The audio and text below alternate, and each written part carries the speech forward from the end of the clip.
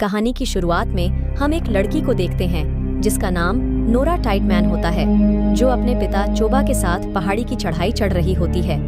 उसके बाद वो दोनों चोटी पर पहुंचते हैं, जिसके बाद नोरा के पिता उसे ट्रॉल्स की पौराणिक कथाओं और उनके स्थानीय पहाड़ों की उत्पत्ति के बारे में बताते हैं। उसके बाद नोरा के पिता कहते हैं कि आज भी पहाड़ में ट्रॉल्स हैं। दरअसल नोरा के पिता ने उसे बहुत पहले एक कहानी सुनाई थी, जहां एक शादी में 13 ट्रॉल्स थे जो नशा किए हुए थे और उन्हें वक्त का पता ही नहीं चला, और जब उन पर सूरज की रोशनी पड़ी तब वो पत्थर के बन गए और अब वो इन पत्थरों में ही बस गए हैं, और अगर उन्हें दिल से देखो तो वह पहाड़ों में दिखेंगे। उसके बाद जब वह पहाड़ को अच्छे से देखती है तब उसे रॉक फेस में ट्रॉल्स के चेहरे लगभग पत्थर में बदले हुए नजर आते हैं। उसके बाद अब कहानी 20 साल बाद की दिखाई जाती है, जहां नोरा बड़ी हो गई है और वह एक वैज्ञानिक है और जीव के बारे में स्टडी करती है। जब एक दिन नोरा अपनी टीम के साथ खुदाई कर रही होती है तब उसे कुछ पुराने जमाने के जीव के अवशेष मिलते हैं। दूसरी तरफ डोबरे पहाड़ों के बीच सुरंग बनाने के लिए एक ड्रिलिंग ऑपरेशन चला रहा था वो लोग बॉम्ब ब्लास्ट करते हैं, जिसके कुछ देर के बाद वर्कर्स को कुछ दिखाई देता है और फिर एक बड़े विस्फोट के कारण कई श्रमिकों और प्रदर्शनकारियों की मौत हो जाती है। अगले सीन में मिलिट्री कमांडर एक मीटिंग रखते हैं जहां कई वैज्ञानिक भी आए हुए होते हैं। उस मीटिंग में नोरा को भी बुलाया जाता है। उधर प्राइम मिनिस्टर का एडवाइजर भी होता है जिसका नाम एंड्रेस होता है। उसके बाद वो लोग वहां के वीडियो को देखते हैं जो हेलीकॉप्टर से शूट किया गया था। उस वीडियो को देखकर नोरा को लगता है कि यह कोई जानवर के पैरों के निशान हैं जो काफी बड़े होते हैं। उधर बैठे बाकी सबको लगता है कि ये कोई स्टॉर्म या फिर कुछ और होगा। तभी वहां पर एक लड़की आती है और उन्हें एक और वीडियो दिखाती है जिसने टनल के पास प्रोटेस्ट कर रहे लोगों को शूट किया था। उस वीडियो में उन्हें कोई क्रिएचर दिखता है जिसे देखकर सभी डर जाते हैं। दूसरी तरफ हम एक बूढ़े कपल को देखते हैं जो बैठकर शाम की चाय पी रहे होते हैं। तभी उनका कुत्ता भौंकने लगता है, जिसके कुछ देर के बाद उनका घर जोर जोर से हिलने लगता है, जिसके बाद वो अपने घर के अंडरग्राउंड टनल में चले जाते हैं। उसके बाद बाहर बहुत जोर जोर से हलचल होने लगती है और जब दोनों कुछ देर बाहर जाते हैं तब वो देखते हैं कि उनका घर तबाह हो चुका है। अगले सीन में नोरा और पीएम का एडवाइजर, जिसका नाम एंड्रेस होता है, उन दोनों को उस कपल के पास भेजा जाता है ताकि वो स्टडी कर पाए वहाँ पे क्या हुआ था। अब रास्ते में एंड्रेस नोरा से पूछता है कि तुम्हारे घर में कौन है, जिसके बाद नोरा कहती है कि मेरी माँ की बहुत पहले मौत हो गई थी और अब बस मेरे पिता हैं, मगर उनकी सोच थोड़ी अलग है, इसलिए वह लोगों से अलग अलग रहते हैं। इसके बाद वो दोनों उस बूढ़े कपल के पास पहुँचते हैं जहाँ उन्हें एक कैप्टन मिलता है। वो उन्हें बताता है कि कोई बड़ चीज नदी पार करके यहाँ पर आई थी और पहाड़ों की तरफ चली गए। उधर हम बहुत बड़े बड़े पैरों के निशान भी देखते हैं जो कि 3 किमी तक होते हैं, मगर उसके बाद वहां पर कोई भी निशान नहीं होता और वो लोग समझ नहीं पाते कि आखिर वो क्रिएचर कहाँ गया। जिसके बाद नोरा और एंड्रेस उस बूढ़े कपल से मिलते हैं जो काफी डरे हुए थे। वो औरत बताती है कि उसने किसी की अजीब सी आवाज सुनी थी, जैसे कोई काफी दुखी था और वो रो रहा हो। जिसके बाद नोरा एंड्रेस और कैप्टन को अपने पिता के पास ले जाती है, क्योंकि उन्होंने पहाड़ पर काफी टाइम से रिसर्च की हुई थी। उसके बाद नोरा अपने पिताजी के घर जाती है जहां ट्रॉल्स की कई तस्वीरें थीं। उसके बाद नोरा के पिता उन सबको बताते हैं कि आज से कई साल पहले पहाड़ों पर जब कंस्ट्रक्शन हो रहा था तब उन्हें वहां पर कुछ चीज दिखी थी और यह बात गवर्नमेंट को पता थी, मगर उन्होंने इस बात को सबसे छुपा दिया और यह बात नोरा के पिता को पता चल गई, इसलिए उन्हें पागल साबित करके पागलखाने में डाल दिया गया ताकि यह बात और किसी को ना पता चल सके। उसके बाद नोरा अपने पिता को वीडियो दिखाती है और कहती है कि आज भी पहाड़ों से कुछ निकला है और उनको यकीन था कि ये ट्रोल्स ही होंगे। दरअसल ट्रोल्स को हर कोई बस एक कहानी मानता था। उसके बाद नोरा अपने पिता के साथ उसी जगह पर आती है जहां पैरों के निशान थे और वह पत्थर मिट्टी को अच्छे से देख रहे होते हैं। उधर एंड्रेस और कैप्टन को लगता है कि यह पागल है जो ट्रोल्स की बातें करते हैं, जो असलियत में है ही नहीं। दरअसल नोरा के पिता को पौराणिक प्राणियों के वास्तविक आधार के अस्तित्व में अपने विश्वास के कारण अपनी प्रोफेसरशिप खोती थी। उसके बाद नोरा के पिता पहाड़ों की खोज के बाद एक टोपोग्राफिक एनिमल की पहचान करते हैं और गलती से एक 45 मीटर के यानी 148 फीट के ट्रॉल को जगा देते हैं जो खुद को पहाड़ पर छुपा रहा था, जो दिखने में काफी खतरनाक होता है। जिसके बाद वह सभी हेलीकॉप्टर में बैठकर वहां से निकलते हैं और रिकॉर्ड करके साइंटिस्ट को सबूत के रूप में दिखाते हैं, और जब साइंटिस्ट इसे देखते हैं तब उनके होश उड़ जाते हैं कि आखिर यह कौन सा जीव है। अगले सीन में एंड्रेस कैप्टन और नोरा के पिता साइंटिस्ट के पास जाते हैं जहां वो प्राइम मिनिस्टर और बाकी अफसर को बताते हैं कि ये ट्रोल्स है, मगर वो लोग उनकी बातों पर विश्वास नहीं करते। उधर नोरा प्राइम मिनिस्टर से कुछ वक्त मांगती है ताकि वो इस पर रिसर्च कर सके, मगर वो कहती है कि हमारे पास अब उतना टाइम नहीं है। उसके बाद प्रधानमंत्री को लगता है कि क्रिएचर लोगों को नुकसान पहुंचा सकता है, इसलिए वो कैप्टन के नेतृत्व में एक सैन्य अभियान की व्यवस्था करते हैं। उसके बाद जब कैप्टन जा रहा होता है तब नोरा उससे रिक्वेस्ट करती है कि हम तीनों को भी अपने साथ ले चलो, तुम्हारे काम के बीच में हम नहीं आएंगे। जिसके बाद वो उन्हें साथ ले जाता है। उसके बाद कैप्टन अपनी सेना को लेकर उस जंगल में जाते हैं जहां मिलिट्री उन्हें ट्रोल्स की लोकेशन बताती है। उसके बाद सभी आर्मी के लोग टैंक और आधुनिक हथियार लेकर अपनी जगह ले लेते हैं। उधर नोरा साइड में खड़ी होती है। तब उसके पिता उसके पास आते हैं और कहते हैं कि तुम्हें वो कहानी याद है, कैसे मिट्टी और पत्थर से बने हुए ट्रोल अपनी फैमिली के साथ झुंड में भटकते थे। नोरा कहती है मुझे सब कुछ याद है। तभी आर्मी के लोग दूरबीन से देखते हैं कि ट्रोल्स जंगल से आ रहे होते हैं। तभी वो वहीं रुक जाता है। फिर उनको फायर करने की परमिशन मिलती है, जिसके बाद आर्मी फायर करती है, लेकिन उसे कुछ भी नहीं होता।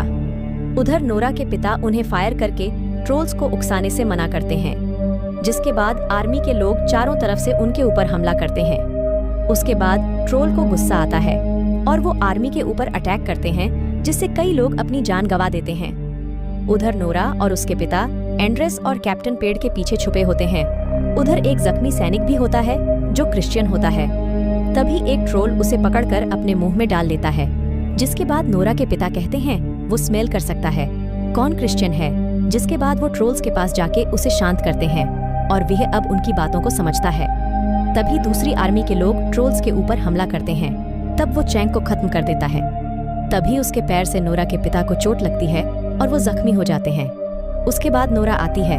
उधर ट्रोल उन्हें देखकर दुखी हो जाता है कि मानो वो ऐसा बिल्कुल नहीं चाहता था और वो वहां से चला जाता। उधर नोरा के पिता अपनी आखिरी सांसें गिन रहे थे और नोरा से जाते वक्त रॉयल पैलेस और घर ये कहते हैं और उनकी मौत हो जाती है, जिससे नोरा टूट जाती है। अगले दिन नोरा पौराणिक कथाओं पर रिसर्च करती है और उसे पता चलता है कि ट्रोल्स को चर्च की घंटियों की आवाज बिल्कुल भी बर्दाश्त नहीं है, वह सह नहीं पाते इसे, इसलिए वो उन पर हमला करते थे। जिसके बाद नोरा प्राइम मिनिस्टर और आर्मी जनरल से कहती है कि डोज को रोकने के लिए वह चर्च की घंटियों का यूज करके साउंड से हमला करें, जिसमें एंड्रेस और कैप्टन भी उनका साथ देते हैं। जिसके बाद पीएम उन्हें एक चांस देती है। अगले सीन में नोरा आर्मी के साथ निकल जाती है। वो हेलीकॉप्टर में घंटियां लगाती है और ट्रोल्स के पास जाकर हेलीकॉप्टर को उनके चारों तरफ घुमाया जाता है, जिनकी आवाज सुनकर वो बेकाबू हो जाता है और अपने कान को बंद कर लेता है। यहाँ गुस्से में ट्रॉस हेलीकॉप्टर के ऊपर हमला करके उसे खत्म करता है और जब इस हमले में एक बच्चे की जान जाने ही वाली थी तभी वो उसे बचा लेता है, जो कि काफी हैरानी की बात थी। अब फिर ट्रोल्स नोरा को देखता है और वहां से चला जाता है। ये सब हमले के बाद अंतर्राष्ट्रीय समाचार आउटलेट्स ने न्यूज को उठाया और उसे वर्ल्ड लेवल पर पब्लिश किया। अगले सीन में नोरा को मिशन से बाहर कर दिया जाता है। दूसरी तरफ ट्रोल नॉर्वे की राजधानी ऑस्लो की ओर बढ़ता है, जिसके बाद पीएम और ऑफिसर्स की मीटिंग होती है और फैसला लिया जाता है कि अब आर्मी ट्रोल्स के ऊपर मिसाइल से हमला करेगी। अगले सीन में पीएम पब्लिक से कहती है कि शहर को पूरी तरह से खाली किया जाए। उधर एंड्रेस नोरा को छोड़ने जा रहा था। तभी नोरा अपने पिता की डायरी को पढ़ रही होती है और ट्रोल को रोकने के बारे में सोच रही होती है। तभी उसे अपने पिता के आखिरी शब्द याद आते हैं, जो रॉयल पैलेस होता है।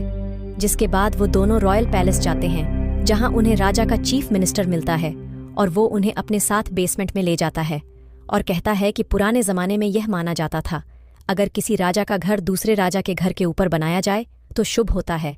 उसके बाद वो बताता है यहाँ पैलेस से पहले ट्रोल्स का घर हुआ करता था, जो पहाड़ों के राजा थे। इधर के राजा ने उन्हें मरवाकर पैलेस बनवा दिया, लेकिन ट्रोल के एक बच्चे को पकड़कर दूर पहाड़ों के अंधेरों में छोड़ दिया। उसे मरने के लिए वो अब कई सालों बाद नींद से जागा जब अपने घर आना चाहता है। उधर बेसमेंट में हम कई ट्रोल्स के स्केलेटन देखते हैं, जिन्हें मारकर दुनिया से छुपाया गया था। उसके बाद जब नोरा उन कंकालों के हड्डियों के ऊपर लाइट मारती है, तब वह पत्थर के बन जाते हैं। तभी उसे अपने पिता की कहानी याद आती है कि जब ट्रोल्स के ऊपर रोशनी पड़ी तो वह पत्थर बन गए। जिसके बाद नोरा कैप्टन को कॉल करके बताती है कि मुझे पता चल गया है, हम उन ट्रोल्स को कैसे रोक सकते हैं, और उसे अल्ट्रावायलेट लाइट के सिस्टम को अरेंज करने को बोलती है। उसके बाद नोरा गाड़ी में ट्रोल का स्केलेटन रख लेती है ताकि वह ट्रोल्स को उठा सके। उधर आर्मी कि हम लोग का ट्रोल के ऊपर कोई भी असर नहीं होता, इसलिए पीएम मिसाइल इस्तेमाल करने की परमिशन देती है।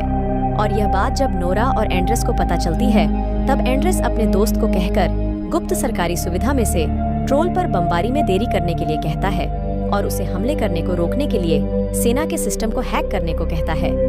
दूसरी तरफ कैप्टन अपने साथी सैनिकों को ट्रोल के लिए जाल बनाने के लिए कहता है। उधर एंड्रेस के दोस्त ने सिस्टम को हैक कर लिया होता है, जिसके बाद नोरा और एंड्रेस मिलकर उस कंकाल को लेकर उस ट्रोल को दिखाते हैं और फिर वह उसे देखकर उनके पीछे पड़ जाता है। और जब नोरवा गाड़ी तेज चलाती है, तभी वह कंकाल नीचे गिर जाता है। उसके बाद ट्रोल उस कंकाल को उठा लेता है और रोने लगता है, क्योंकि उसका अब इस दुनिया में कोई भी नहीं बचा है। तभी उसके हाथ से वो स्केलेटन भी गिरकर टूट जाता है, जिसके बाद वो गुस्सा हो जाता है और फिर नोरा की गाड़ी का पीछा करता है।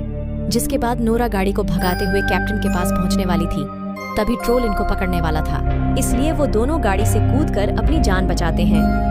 दूसरी तरफ मिलिट्री के लोग को पता चल जाता है कि किसने सिस्टम को हैक किया हुआ है, जिसके बाद वहां फिर से मिसाइल एक्टिवेट कर दी जाती है। जब मिसाइल छोड़ने का वक्त आता है, तब कमांडर के लोगों को पता चलता है कि वहां पर कई लोग हैं, इसलिए वो थोड़ी देर रुक जाते हैं। दूसरी तरफ ट्रोल कैप्टन के पास पहुंच गया था, तब उसके ऊपर रोशनी डाली जाती है, जिससे वह कमजोर पड़ रहा था और धीरे धीरे वह पत्थर का बन रहा था और वह चीखते हुए रोने लगता है, क्योंकि उसे बहुत पेन हो रहा था।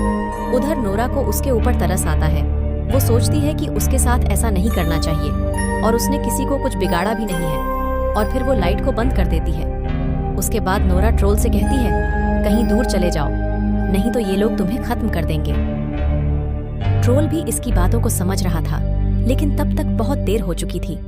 सूरज की किरणें निकल जाती हैं और रोशनी उस पर पड़ने लगती है, जिससे वह धीरे धीरे पत्थर का बन जाता है और खत्म हो जाता है। नोरा बहुत दुखी होती है, उसे बचाने में देर हो गई थी। अगले सीन में वहां पीएम आती है और नोरा से कहती है कि तुम्हारे पिता की कहानी सच्ची थी। उधर बाकी सभी लोग खुश हैं, जबकि एंड्रेस और नोरा हैरान हैं कि क्या नॉर्वे के पहाड़ों के अंदर और भी ट्रोल अब भी जीवित है। कहानी के आखिर में डोबरे पर्वत की गुफा के अंदर मल से कुछ निकलता हुआ प्रतीत होता है और फिर कहानी यहीं पर खत्म हो जाती है।